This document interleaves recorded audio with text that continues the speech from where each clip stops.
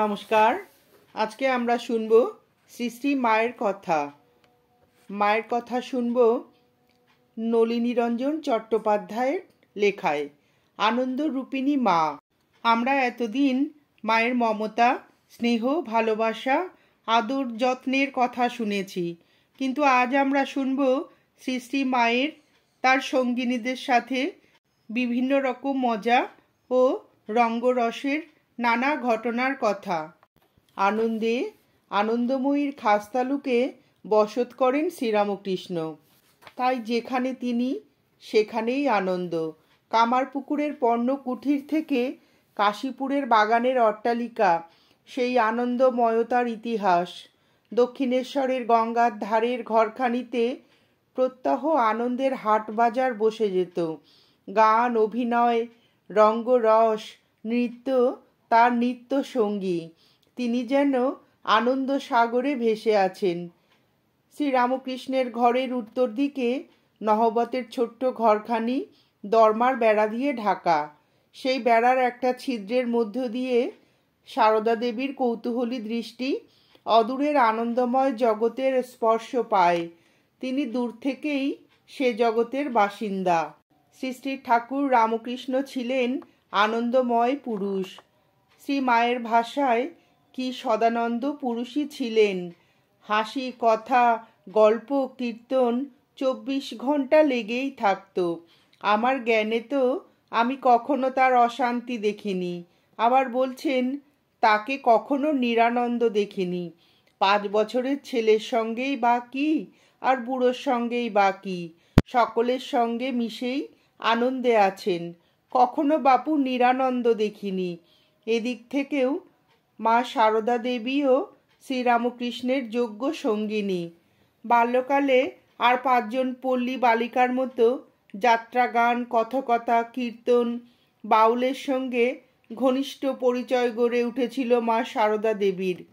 এক যাত্রার আসরেই তো শিশু সারদার অপরিণত মন আঙুল দিয়ে দেখিয়ে দিয়েছিল তার পরম বাঞ্ছিতকে। গ্রামের মেয়ে, কেতাবি শিক্ষার সুযোগ সেকালে আর কতটুকু ছিল। তাদের শিক্ষার প্রকৃত ভার গ্রহণ করেছিল ওইসব লোক সংস্কৃতির মাধ্যমগুলি। গ্রাম শুদ্ধ লোক একত্রে হইয়া পৌরাণিক আখ্যানমূলক যাত্রা ও কথকথা শুনিয়া ধর্ম ও নীতি বিষয়ক শিক্ষা লাভ করিত। শ্রীমতী সারদাও মেয়েদের সঙ্গে বসিয়া কথা শুনিতেন। একাগ্র মনে শুনিবার ফলে অনেক শ্লোক বা ছড়া তার কণ্ঠস্থ হইয়া গিয়াছিল। পরিণত বয়সেও নৈতিক শিক্ষা দেবার প্রয়োজন হইলে তিনি ওই সকল শ্লোক অবিকল আবৃত্তি করিতেন। বিদ্যালয়ের অর্থকরী শিক্ষা আমাদের জীবিকার প্রয়োজন যতখানি মেটায়, আমাদের জীবনকে ঠিক ততখানি স্পর্শ করে না। লোকশিক্ষার আপাত তুচ্ছ উপাদানগুলি একই সঙ্গে মানুষের জানার চাহিদা মিটিয়ে আনন্দের স্বাদ সুদূর প্রসারী করে। মা সারদা দেবীর ক্ষেত্রেও এর ব্যতিক্রম ঘটেনি। পরিণত জীবনে তার চিত্তের বহুমুখী বিকাশে বাল্যের এই শিক্ষা কার্যকর হয়ে উঠেছে। শ্রীরামকৃষ্ণ সান্নিধ্যে বাল্য শিক্ষার উপাদানগুলির তাৎপর্য আরও গভীরভাবে তার অন্তরে দৃঢ়মূল হয়েছে। শ্রীরামকৃষ্ণের শিক্ষা কেবলমাত্র আধ্যাত্মিকতার মধ্যেই সীমাবদ্ধ ছিল না, সর্বক্ষেত্রেই তা বিস্তৃত। মা সারদা দেবী বলেছেন, প্রদীপে সলতেটি কিভাবে রাখিতে হইবে, বাড়ির প্রত্যেকে কে কেমন লোক ও কাহার সঙ্গে কিরূপ ব্যবহার করিতে হইবে, অপরের বাড়ি যাইয়া কিরূপ ব্যবহার করিতে হইবে প্রভৃতি সংসারের সকল কথা হইতে ভজন, কীর্তন, ধ্যান, সমাধি, ব্রহ্মজ্ঞানের কথা পর্যন্ত সকল বিষয়ে ঠাকুর তাহাকে শিক্ষা দিয়েছেন। শ্রীরামকৃষ্ণের জীবন এবং সাধনা সারদা দেবীর কাছে যে মহৎ আদর্শ উপস্থিত করেছিল, তার পরিপূর্ণতা ঠাকুর শ্রীরামকৃষ্ণের সান্নিধ্য ও শিক্ষায়। মা সারদা দেবীও সন্ন্যাসের শুষ্ক কঠোরতাকে অতিক্রম করে সাধনার ক্ষেত্রকে সরস ও আনন্দময় করে তুলেছেন। শ্যামাসঙ্গীতে দেখেছি, যিনি সবাসনা, করাল বদনা, ভয়ঙ্করী, ভক্তের কাছে তিনিই আবার আনন্দময়ী, নৃত্য চপালা রঙ্গময়ী।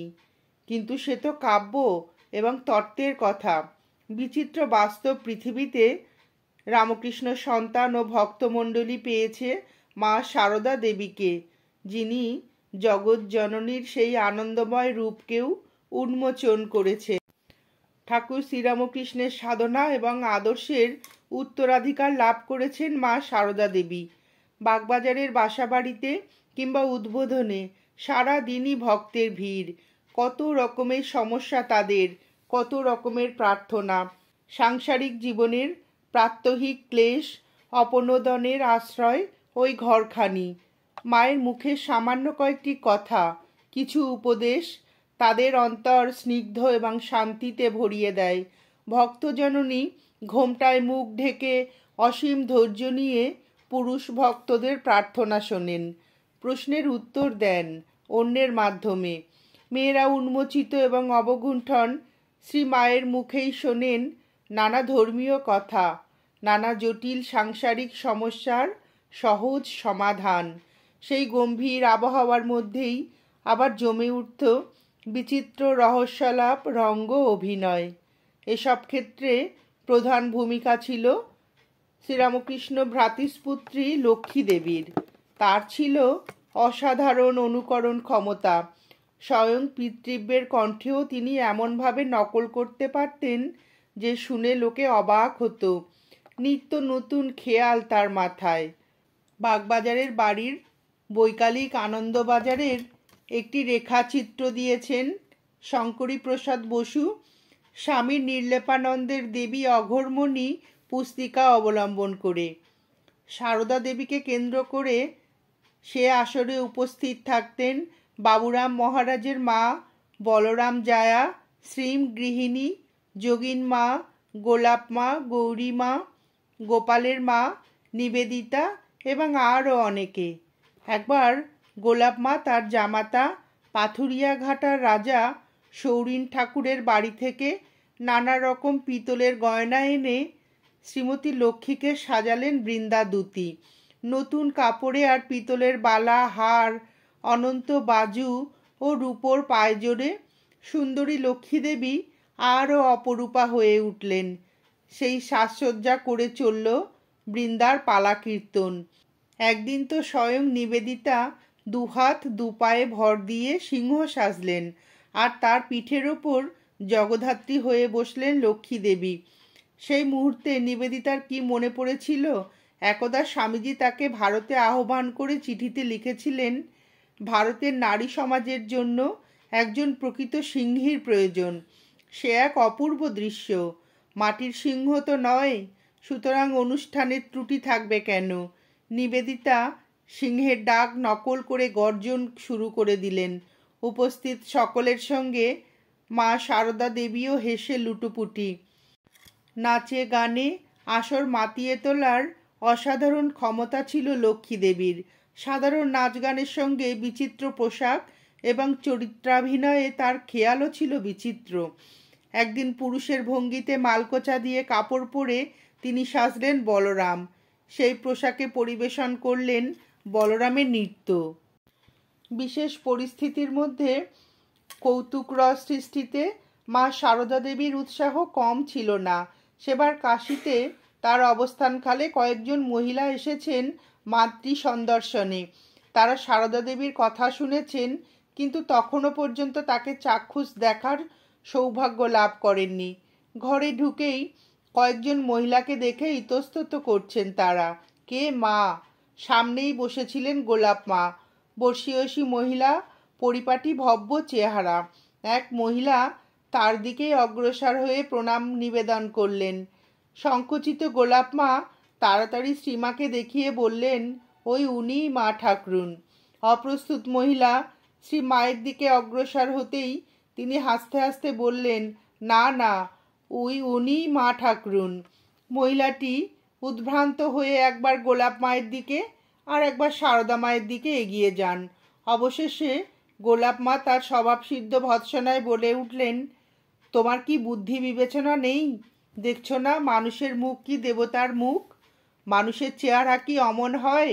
হাসির ঐকতানে এতক্ষণে সন্দেহভঞ্জন। অনুরূপ পরিস্থিতিতে পূর্বেকার একটি ঘটনার কথা মনে পড়ে। সারদা দেবী তখন দক্ষিণেশ্বরে। শ্রীরামকৃষ্ণের কাছে একদিন এক মহিলা এসেছেন তার বিপদগামী স্বামীর উদ্ধার প্রার্থনায়। ঠাকুর শ্রীরামকৃষ্ণদেব তাকে পাঠিয়ে দিলেন নহবতে। বললেন, সেখানে এক স্ত্রীলোক আছেন, তাকে তুমি সব খুলে বললে তিনি ঠিক ঠিক ওষুধ দিয়ে দেবেন। তার এসব মন্ত্র ঔষধি জানা আছে। এই বিষয়ে তার শক্তি আমার চেয়ে বেশি। মহিলা প্রার্থনা নিয়ে গেলেন সারদা সকাশে। সারদা দেবী মুহূর্তে বুঝলেন শ্রীরামকৃষ্ণের রসিকতা। কিছুমাত্র অপ্রস্তুত না হয়ে বললেন, আমি আর কি জানি বাছা, তিনিই ওষুধ জানেন, তুমি তারই কাছে যাও। রঙ্গপ্রিয় ঠাকুর শ্রীরামকৃষ্ণদেব বুঝলেন তিনি যোগ্য লোকের সঙ্গেই রসিকতা করেছেন। মহিলাটি কয়েকবার শ্রীরামকৃষ্ণ ও মা সারদা দেবীর কাছে ছুটোছুটি করার পর শ্রীমাই পূর্ণ করলেন তার প্রার্থনা। লক্ষণীয়, শ্রীরামকৃষ্ণের রসিকতার উপযুক্ত জবাবটুকু দিতে কিন্তু মা ছাড়েননি। গৌরীমাকে নিয়ে নহবতের দরজায় দাঁড়িয়ে ঠাকুর শ্রীরামকৃষ্ণদেব বলেছিলেন, ওগো ব্রহ্মময়ী, একজন সঙ্গিনী চেয়েছিলে, এই নাও একজন সঙ্গিনী এলো। সেই গৌরীমা কালক্রমে হয়ে উঠেছেন ব্রহ্মময়ীর আনন্দের রসদ্বার। গান, অভিনয়, রূপসজ্জা সব কিছুতে গৌরীমায়ের নৈপুণ্য ছিল যথেষ্ট। সেই নিপুণতা কাজে লাগিয়ে কত আনন্দ মুহূর্ত তিনি গড়ে তুলেছেন। সারদা দেবীও কখনো কখনো আদেশ করতেন একটা নতুন কিছু করবার।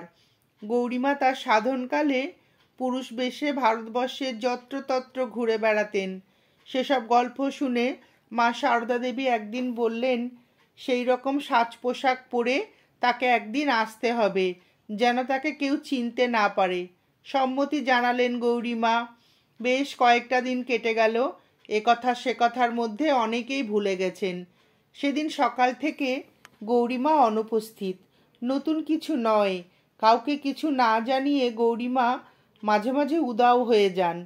সেই দিন সন্ধ্যায় উদ্বোধনে এক পশ্চিমা সাধু এসে হাজির। পরনে আলখাল্লা, মাথায় ইয়া পাগড়ি, সবই আছে, হাতে শুধু একটি লাঠির অভাব। সাধু দেখে নিচে যে সেবক উপস্থিত ছিলেন তিনি একটু তটস্থ হয়ে বেরিয়ে এলেন। সাধুজি তাকে দেখেই তম্বি শুরু করলেন, একেবারে চোস্ত ইংরাজিতে, where is my stick, where is my stick. সেবকটি কিন্তু গলা শুনেই আগন্তুকের পরিচয় পেয়ে গেলেন। তাড়াতাড়ি একটা লাঠি আনার ছল করে ওপরে গিয়ে শ্রীমাকেও চুপি চুপি জানিয়ে এলেন সাধুটির পরিচয়। লাঠি পেয়ে সাধুটি মা সারদা দেবীর কাছে উপস্থিত হতেই তিনি তারিফ করে বললেন, চমৎকার, চমৎকার হয়েছে। এত তাড়াতাড়ি ধরা পড়ে গৌরীমা কিন্তু আদেও খুশি হলেন না। রাগটা গিয়ে পড়ল সেই সেবকটির ওপরে। ধমক দিয়ে বললেন, এই ছোড়া, তোরই এই কম্ম, তুই কেন এসে আগে থেকেই সব বলে দিলি? সম্মিলিত আনন্দ কোলাহলে দৃশ্যটি যে বেশ জমে উঠেছিল তা অনুমান করতে পারি। সেদিন ধরা পড়ে গৌরীমা বলেছিলেন, আচ্ছা আর একদিন হবে ক্ষণ, কথাও রেখেছিলেন। মা সারদা দেবী তখন আছেন জয়রামবাটিতে।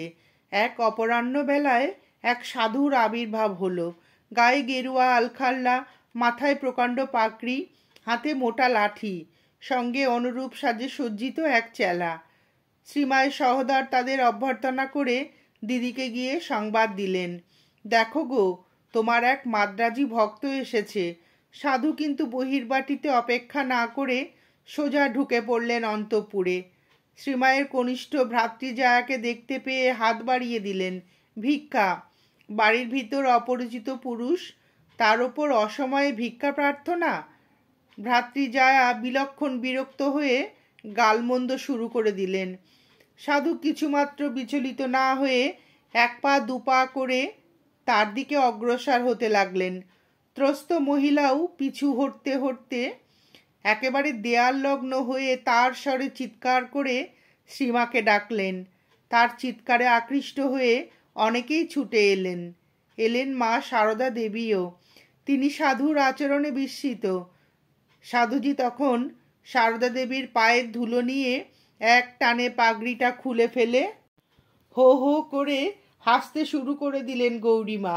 হাসির কলতানের মধ্যে সারদা দেবী এবার স্বীকার করলেন, আমি যে সত্যি চিনতে পারিনি, খুকিকেও চিনলাম না। ধন্যী মেয়ে বাপু তোমরা। এরকম কৌতুক মুহূর্ত গৌরীমা প্রায় গড়ে তুলতেন। মাঝে মাঝে অবশ্য ধরা পড়েই সেগুলির আনন্দ উজ্জ্বল পরিসমাপ্তি ঘটত। সেবার স্বামী ঈশানানন্দকে সঙ্গে নিয়ে সন্ধ্যায় উপস্থিত হয়েছেন জয়রামবাটিতে। সন্ধ্যার আবছা অন্ধকারে ঈশানানন্দকে একটু দূরে রেখে বাড়ির মধ্যে সামান্য প্রবেশ করে ভিখারিদের অনুকরণে বলে উঠলেন, মা, দুটি ভিক্ষা পাই মা। ছোট মামি, রাধুর মা, বারান্দা থেকে বাইরে এসে বললেন, কে গো? গৌরীমা করুণ স্বরে আবার বলে উঠলেন, দুটি ভিক্ষা পাই মা। সন্ধেবেলায় ভিখারি, এ আবার কি অনাসৃষ্টি? ভয় পেয়ে গেলেন ছোট মামি। হাউমাউ করে ডাকলেন শ্রীমাকে। সারদা দেবী ধীর পদক্ষেপে বাইরে এসে দৃঢ় স্বরে বললেন, কে রা? গৌরীমা আবার বললেন, দুটি ভিক্ষা পাই মা, আমি রাত ভিখারি। মা সারদা দেবী সহজ কণ্ঠে বললেন, ও গৌরী দাসী, এসো এসো, কখন এলে? এবার সম্মিলিত হাসি ও আনন্দে মুখর হয়ে উঠল জয়রামবাটির পর্ণকুটির। এমনি অনেক বিচ্ছিন্ন ঘটনাতেই মা সারদা দেবীর সরসচিত্তের পরিচয় মুদ্রিত হয়ে আছে, কিন্তু তার সামগ্রিক ইতিহাস দুর্লভ। ঠাকুর শ্রীরামকৃষ্ণ দেবের তিরোভাবের পর যেসব ভক্ত সন্তানেরা তার কাছে গেছেন, তারা স্বভাবতই তার আধ্যাত্মিক পরিচয়টুকুই বিশেষভাবে উল্লেখ করেছেন, কিন্তু শ্রীরামকৃষ্ণের উত্তরাধিকারের এই বিশেষ দিকটি প্রায় উপেক্ষিত হয়েছে। কিন্তু শ্রীমায়ের তাস খেলার খবরটি সম্ভবত সবচেয়ে চমকপ্রদ। একবার পাগলি মামির তাস খেলবার খেয়াল হলে শ্রী শ্রী মাকেও খেলার জন্য জেদাজেদি করতে থাকেন, এমনকি মায়ের পায়ে ধরতেও বাকি রাখেন না। মা অগত্যা রাজি হলেন। খেলায় 4 জন চাই, একদিকে পাগলি মামি ও নলিনী দিদি, অন্যদিকে আশুতোষ মিত্র ও শ্রী শ্রী মা। খেলায় মায়ের পক্ষেরই জিত হলো। পরাজিত পাগলি মামি রেগে চলে গেলেন। যাবার আগে বলে গেলেন, তোমরা খালি খালি জিতবে বুঝি ঠাকুরজি, আর আমরা হারবো না? শ্রীমা উত্তর দিলেন, আমরা সৎ পথে সাত্ত্বিক, আমরা জিতবো না তো কি তোরা জিতবি? দূর থেকে মামির গলা শোনা গেল, হে গো হে। নমস্কার, আজ এ পর্যন্তই। শ্রী শ্রী মায়ের চরিত্রের বিভিন্ন রহস্যালাপ, রঙ্গ অভিনয় এবং তার সঙ্গিনীদের সঙ্গে মায়ের বিভিন্ন মজার ঘটনার কথা শুনে আপনাদের যদি ভিডিওটি ভালো লেগে থাকে তাহলে একটি লাইক করবেন এবং চ্যানেলটিকে সাবস্ক্রাইব করে পাশে থাকবেন।